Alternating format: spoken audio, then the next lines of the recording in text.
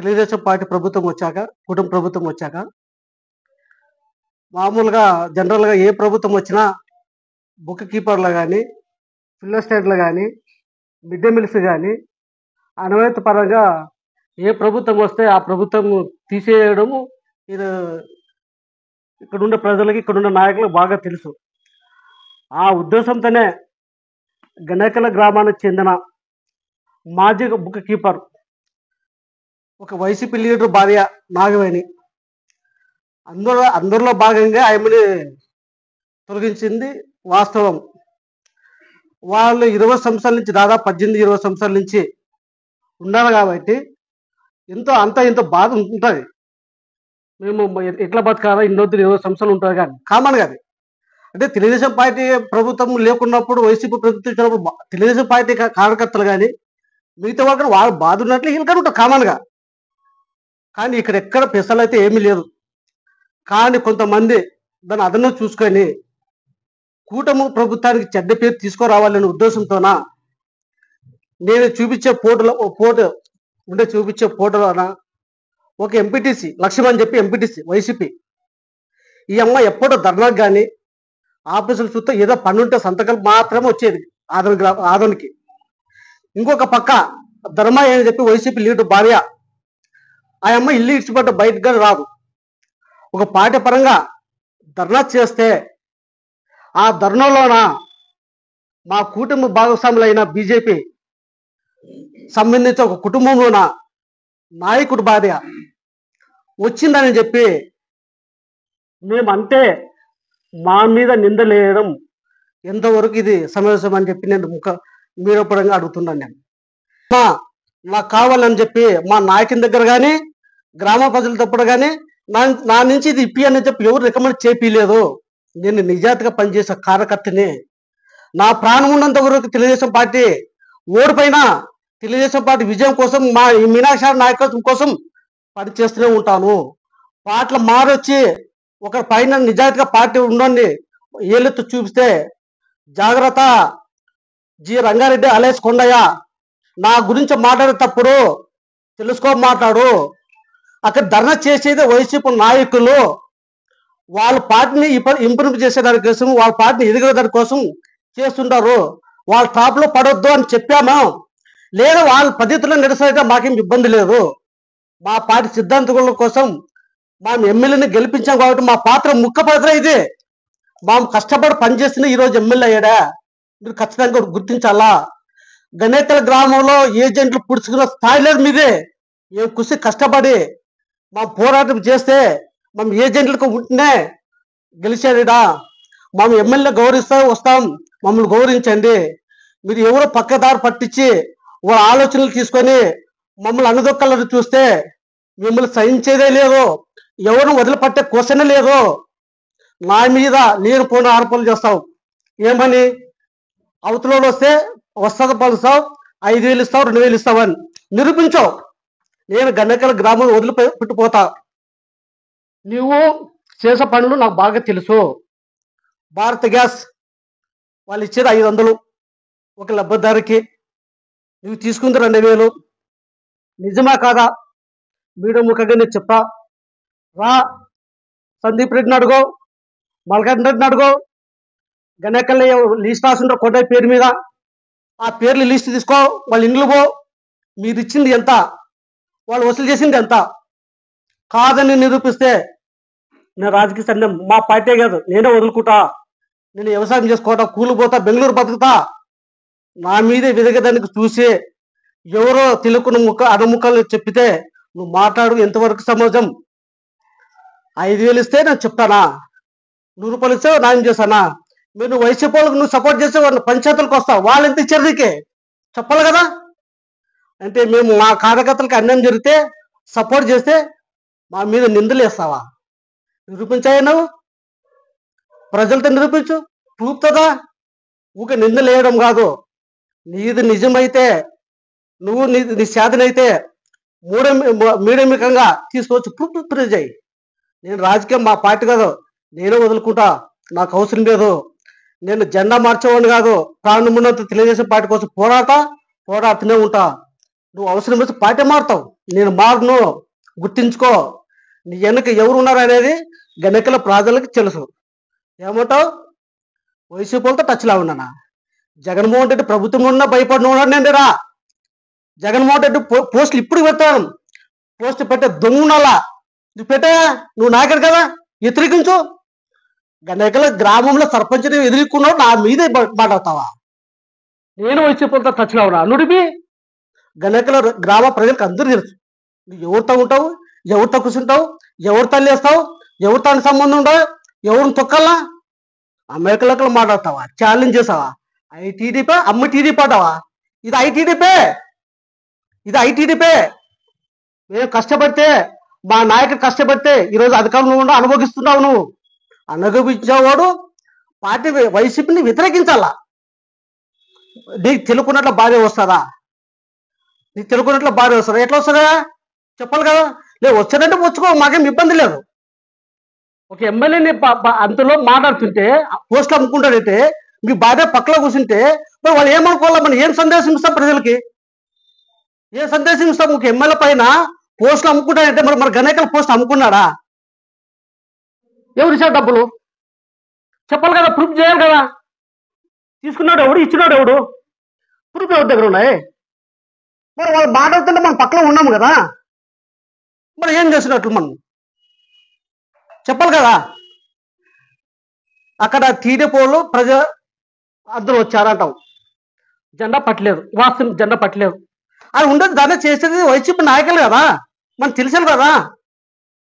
అది సామాన్య ప్రజలు రాలేదు. ఒక ఎంపీటీసీ వచ్చింది, ఒక ధర్మయ్య అని చెప్పి ఒక వైసీపీ లీడర్ ముఖ్య నాయకుడు వచ్చాడు, భార్య వచ్చింది. వీళ్ళు ఎప్పుడు గడప దాటి దాలేదు. వాళ్ళ పార్టీని కాపాడడానికి వచ్చుకున్నారు, వాళ్ళ నాయకుడిని పోస్ట్ నిలబెట్టుకోవడానికి వచ్చారు. మనం తెలుసుకోవాలి కదా.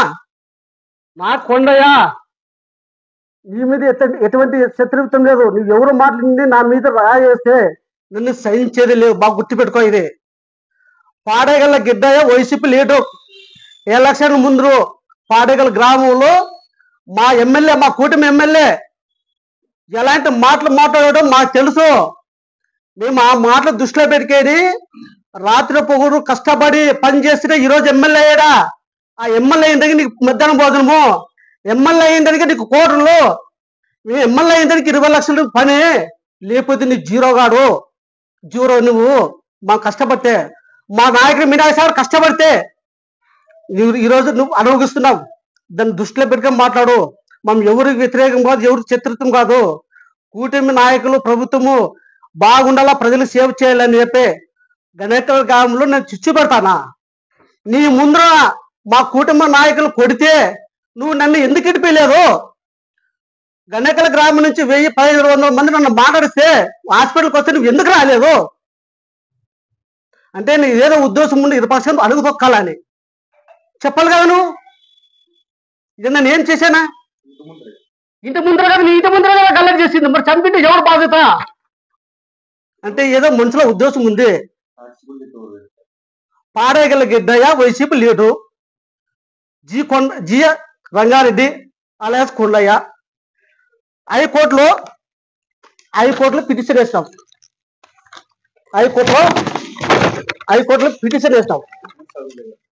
నీకు సొంతం పెట్టడానికి రాదు జల్లి. పోలీస్ స్టేషన్లో ఈ మందిని ఎమ్మెల్యే ఫోన్ చేస్తే ఎమ్మెల్యే పోలీస్ స్టేషన్లో పంచాయతీలు చేయను పోతావు, లేకపోతే ఎక్కడ పోయేవాడు కాదు. హైకోర్టులో కుప్పగలిది వాటర్ స్కీమ్ 7 గ్రామాలకు సంబంధించింది. 7 గ్రామాలకు సంబంధించిన వాటర్ స్కీమ్.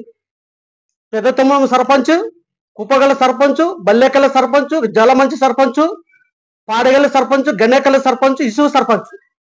ఈ గ్రామాల సర్పంచులతో అనుమతి లేకున్నట్ల దొంగ సంతకాలు, అంటే ఫోర్జరీ సంతకాలు, ఈయన తీర్మానం ఇచ్చారు ఈ పని నాకే ఇవ్వాలని చెప్పి వాళ్ళ సంతకాలు లేకున్నట్లా హైకోర్టులో పిటిషన్ వేసినారు. హైకోర్టులో అంటే ఇక్కడ సర్పంచుల మోసం చేయడమే ఫోర్జరీ సంతకాలతో. లాస్ట్కి హైకోర్టును కానీ మోసం చేయడం. అంటే ఇలాంటి తెలివితేటలు ఎక్కడి నుంచి వచ్చావు కొండయ్యా?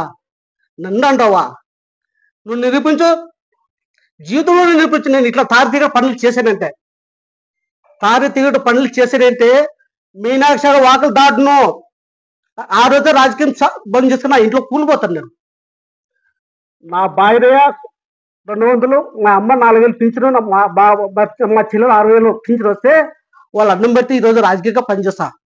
ఎవరు సపోర్ట్తో పని చేయలేము, ఎవరు డబ్బులతో ఆశించలేదు.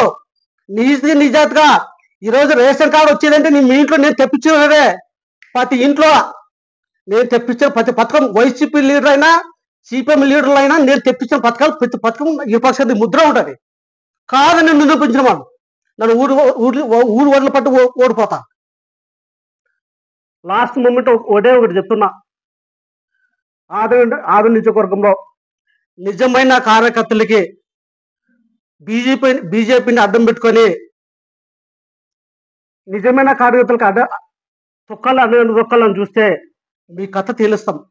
వాడు ఎంత లేసిన పెద్దోడైనా కానీ మా సపోర్ట్ మా కొంగ మీనాక్షి ఉన్నాడు, కొంగ ఉమాపతి నాయుడు ఉన్నాడు, భూపతి చౌదరి ఉన్నాడు, మా అధినాయకుడు చంద్రబాబు నాయుడు ఉన్నాడు. నాలుగులోకి దృష్టి తీసుకోపోతాం.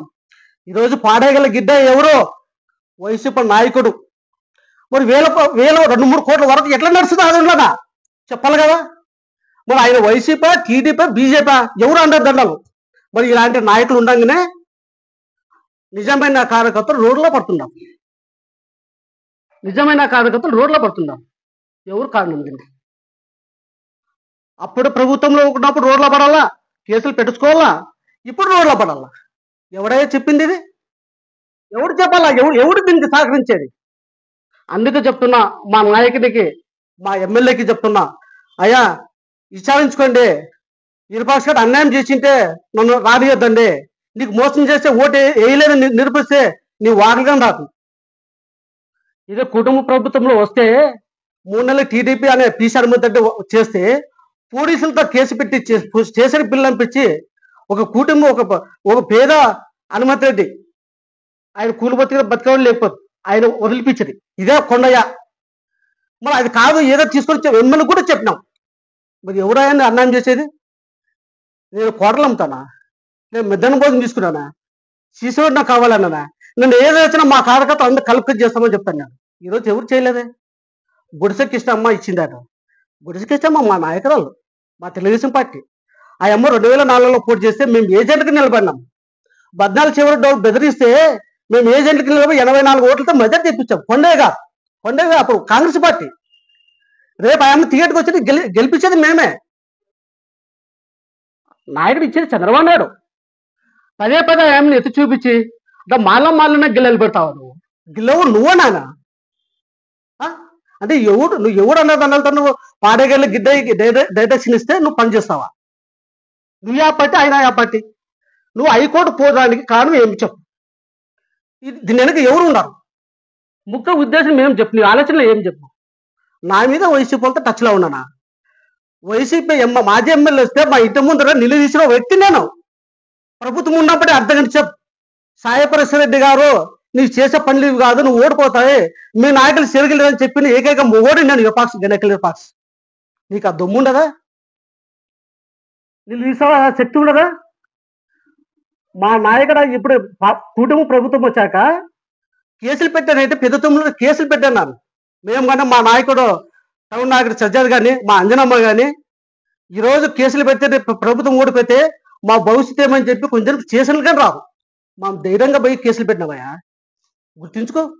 నన్ను వైసీపీలతో టచ్లో ఉన్నావంటావా? గ్రామంలో నువ్వు ఎవరైనా తిరుగుతావు? ఎవరితో ఉంటావు నువ్వు? రోజు ఎవరు సార్లు తీసుకొని నిరపక్షం మీద రాయేస్తాను? సిగ్గుండాలా నీకు మాట్లాడడానికి? ఇంకొకసారి ఇట్లాగే నా మీద కానీ చేస్తే నువ్వు నాకేమి శత్రువు కాదు, నాకేమీ కాదు. నాకు ఏదైనా కానీ రాజకీయంగా నా ప్రాణమున్న నువ్వుగా మీనాక్షి కోసం, తెలుగుదేశం పార్టీ కోసం పనిచేసా. ఏదైనా మాట్లాడేటప్పుడు, ఏదైనా తినని అనేటప్పుడు నువ్వు ప్రూఫ్తో బయట పెట్టు, నేను తెలవంచుతా. నాన్న ఇచ్చిన వాడు కాళ్ళ పట్టుకుంటా తప్పేదని చెప్పి, అంతే తప్ప నా మీద నిందులేస్తే నిన్ను వదిలే క్వశ్చనే లేదు. జాగ్రత్త కొండయ్య అలేస్ జి రంగారెడ్డి అలేస్ కొండయ్య. ఈ తమ్ముని కానీ చెప్తావు, లక్ష్మమ్మ గుడి దగ్గర 20 లక్షలు రోడ్ వేస్తే అంగన్వాడి నుంచి లక్ష్మమ్మ గుడికి వరకు వేశాడు. నీకు సీసీ రోడ్ నీ ఇంటి ముందు రోడ్డు యాట వరకు వేసాడు, నీకే తెలియదు. అది వేసింది అయ్యప్ప ఇంటి నుంచి అంప ఇంటి వరకు శాంక్షన్ చేయించింది నేను. మా బంధువు అని సర్పంచ్ అని చెప్పి తీర్మానం చించేసి మల్లారెడ్డి మన పిలిచి కానీ ఏదో తీర్మానం ఇచ్చి పురుషోత్తం రెడ్డి అతన్ని ఎమ్మెల్యే మీద నమ్మకం లేకపోతే పురుషోత్తం రెడ్డి నుంచి ఫోన్ చెప్పించాడు మీనాక్షాడికి ఈ సీసీ రోడ్ నాకు కావాలని చెప్పి. మేము ఎవరితో ఒత్తిడి చేయలేదు.